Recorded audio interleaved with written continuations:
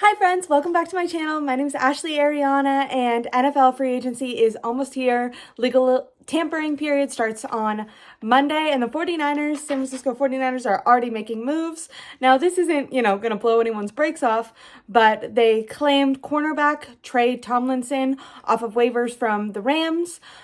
He could just be a training camp pickup because the 49ers currently only have 4 cornerbacks on their roster. When he was with the Rams, he was mainly used as an outside cornerback, and that's where he played. He was a backup on the Rams. He played special teams. He was drafted in the 6th round. Let me make sure that's right. Drafted in the 6th round in 2023. Last year, he spent most of the year on IR, but he was a special teams force for them. Like I said, I don't know if this guy is even going to come in and take up a roster spot. If he does, it'll definitely be in a backup role. They're probably just bringing him in to have enough bodies in camp. Although Dane Brugler, who is an NFL draft specialist, I thought his comments on Tomlinson were interesting. For reference, really quickly, he is very small. He's 5'9" and only 177 pounds, but his report is that he's very explosive, and before getting injured last year, was helpful on special teams for the Rams and then would substitute as a backup for an outside cornerback. Dane Brugler said Tomlinson's size will immediately remove him from several draft boards, but his competitive nature and twitchy athleticism give him a legitimate chance of winning over an NFL coaching staff and earning a meaningful role. He projects best as an inside as a nickel cornerback, which is interesting because, like I said, on the Rams, when they did use him, they used him outside, just backing up. He was never given a starting position, but backing up, he was used as an outside cornerback on the Rams. But he was projected best at nickel corner. We've seen Deommodore Lenoir in that nickel cornerback position, and we've definitely been moving on or the 49ers have moved on from some of their depth pieces back there, the older one-year veterans.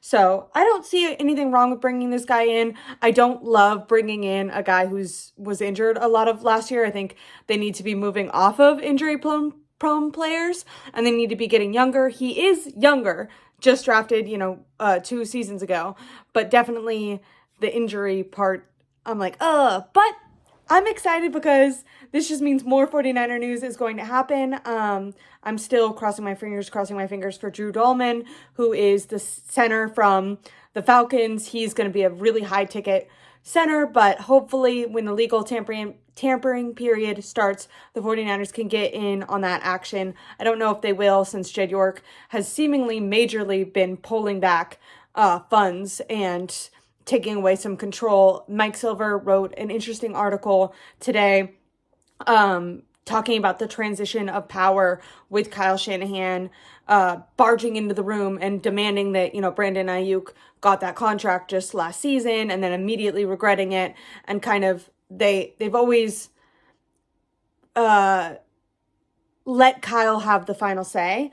And because Jed York has given out so much money to Nick Bosa, who's currently making $5 million more than any other defensive player in the NFL, and he's not performing at that level. I'm not saying Nick Bosa's bad, but he's not playing better than Myles Garrett. Myles Garrett makes less than him. He's not playing better than Max Crosby, and Max Crosby just got a new contract and still is making less than him. So, and, normally deals go up, so that's how you can tell how much, in my opinion, overpaid Nick Bosa has been, and he has not at all lived up to that contract year where he was Defensive Player of the Year.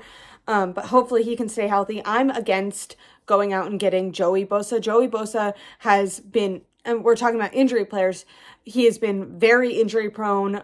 Maybe if they bring him in for a very veteran minimum, low price contract, which I don't know if he'll sign for that. Like, his last contract was a huge one, but I mean, he hasn't been healthy.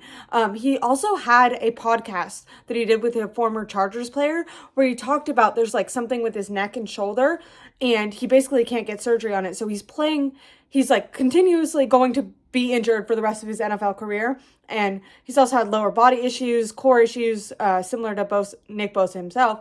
But I guess go get Joey Bosa as a depth piece because they're losing a lot of depth on that D line, but I'm hesitant towards giving any sort of high value. Like if you can go get Dre Greenlaw, because